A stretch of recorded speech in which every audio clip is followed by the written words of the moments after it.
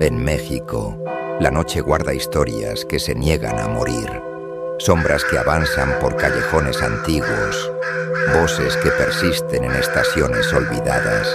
Presencias que aún recorren caminos donde la luz ya no alcanza.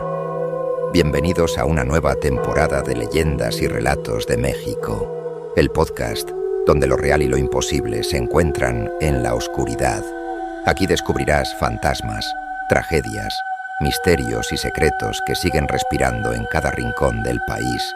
Yo soy Rafa Méndez, tu compañero en esta oscura travesía. Apaga la luz, ajusta tus audífonos, porque lo que estás por escuchar podría estar más cerca de lo que imaginas. Esto es Leyendas y Relatos de México. No te olvides de suscribirte al podcast y seguir las cuentas de Facebook y TikTok.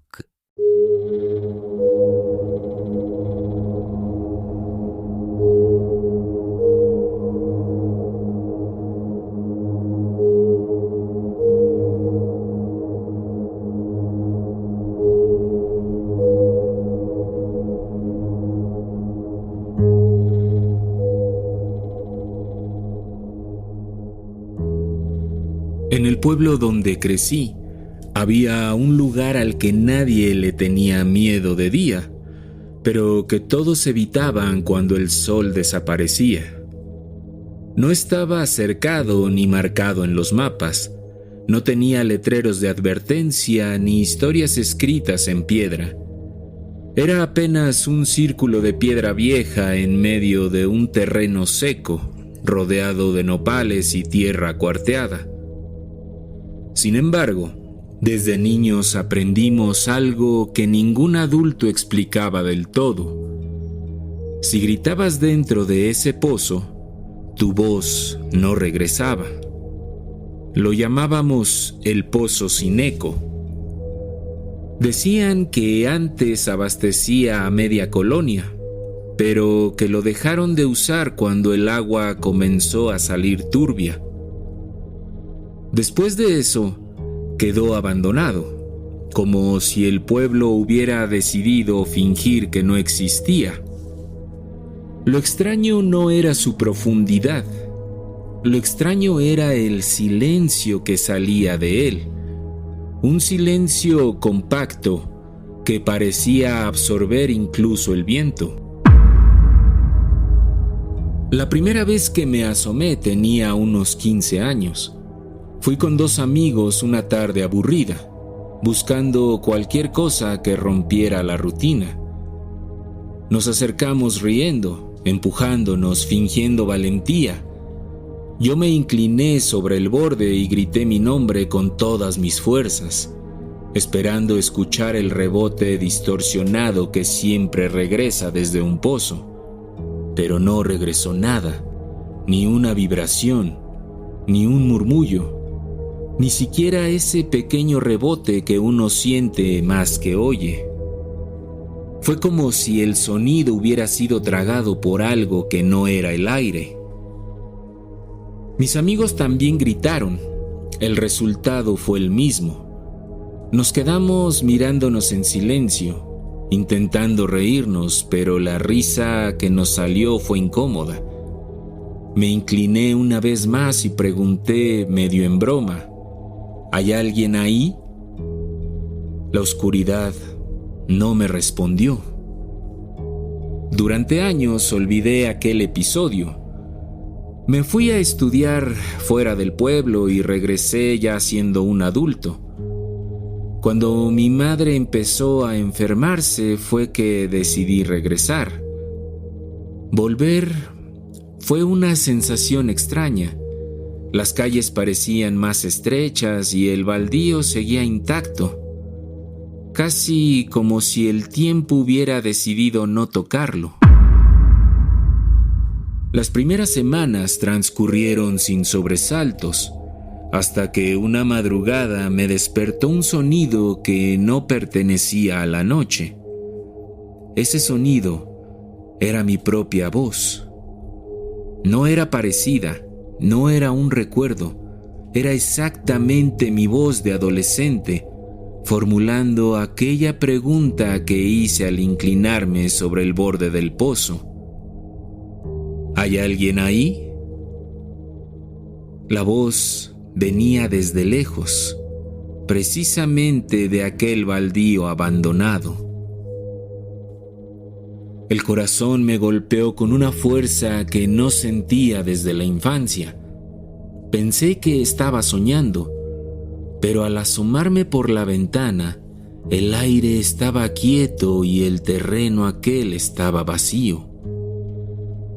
A la noche siguiente ocurrió otra vez, y esta vez no fue la pregunta que formulé hace años, sino mi risa nerviosa, esa risa que solté frente a mis amigos para ocultar la incomodidad que teníamos. Fue entonces cuando comprendí algo que me erizó la piel. El pozo no devolvía el eco en el momento, y no lo devolvía porque lo guardaba y lo repetía muchos años después. En las noches siguientes comenzaron a escucharse otras voces, algunas reconocibles y otras no. Fragmentos sueltos, frases incompletas, como si el pozo hubiera almacenado durante años cada palabra arrojada hacia su interior y ahora las estuviera liberando sin orden aparente. Hasta que una noche escuché algo diferente. Escuché mi voz decir una palabra que yo jamás pronuncié frente a ese pozo. Ven, ven. No fue un grito, fue una invitación serena, casi amable. Salí sin pensarlo demasiado. La luna apenas iluminaba el terreno cuando distinguí una silueta inclinada sobre el borde. Era Daniel, un muchacho del pueblo que no tendría más de 17 años. Estaba completamente inmóvil mirando hacia abajo. Lo llamé por su nombre, pero este no me respondió. Y fue entonces cuando lo vi. Desde la oscuridad emergieron unas manos. No eran humanas, eran demasiado largas, demasiado delgadas, más oscuras que la propia sombra. Se aferraron a los brazos del muchacho con una rapidez imposible. Daniel apenas alcanzó a soltar un grito antes de ser jalado hacia el interior del pozo. Yo corrí hasta el borde y me asomé, esperando escuchar la caída, el golpe contra la piedra, cualquier sonido que confirmara lo que había visto. Pero no hubo nada, ni eco, ni golpe, ni agua. El silencio volvió a cerrarse como si fuera una compuerta. Nunca dije nada sobre Daniel.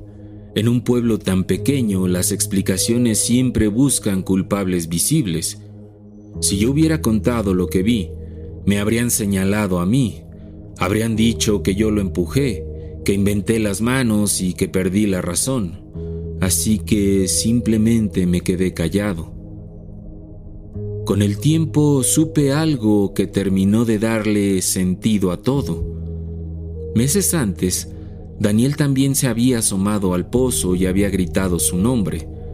No escuchó respuesta, se rió y también se fue, exactamente como yo lo había hecho años atrás.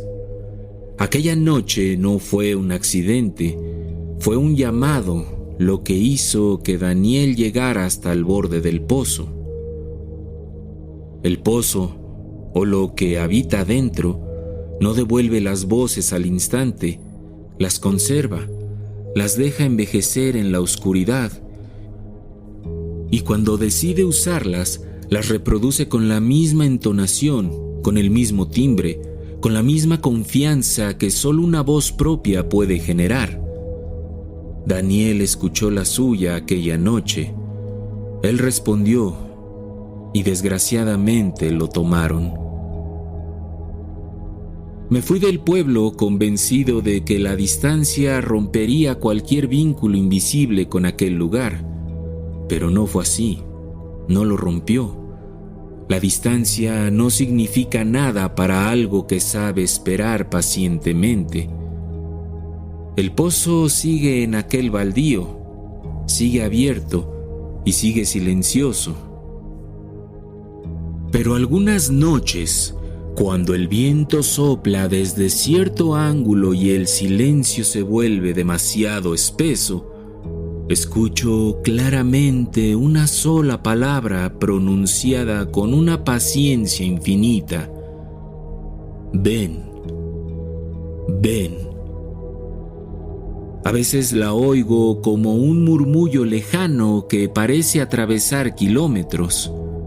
Otras veces la escucho dentro de la casa, detrás de la puerta del baño cuando apago la luz, a veces en el pasillo o justo antes de irme a dormir.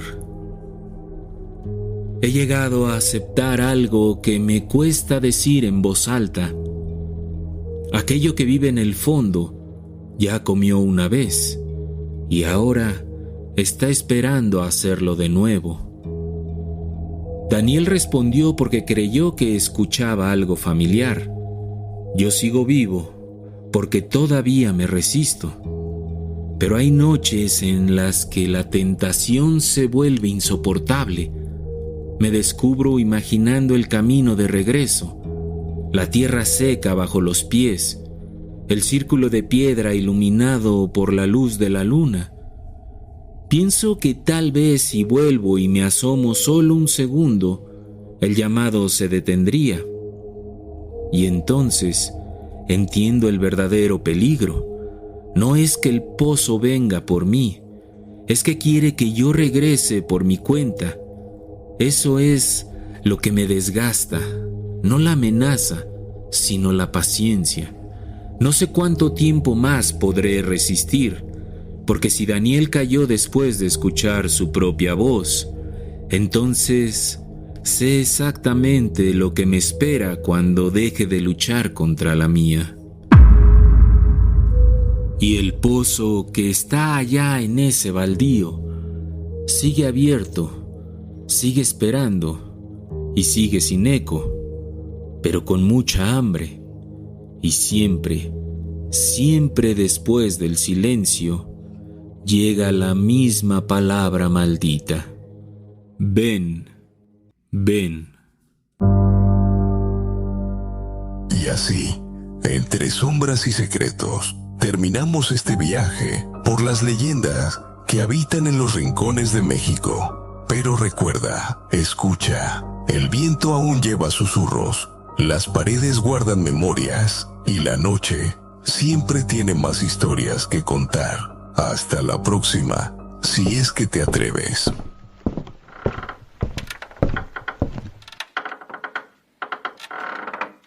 It's tax season, and at LifeLock, we know you're tired of numbers. But here's a big one you need to hear. Billions. That's the amount of money in refunds the IRS has flagged for possible identity fraud. Now here's another big number. 100 million. That's how many data points LifeLock monitors every second. If your identity is stolen, we'll fix it guaranteed. One last big number. Save up to 40% your first year. Visit LifeLock.com/podcast for the threats you can't control. Terms apply.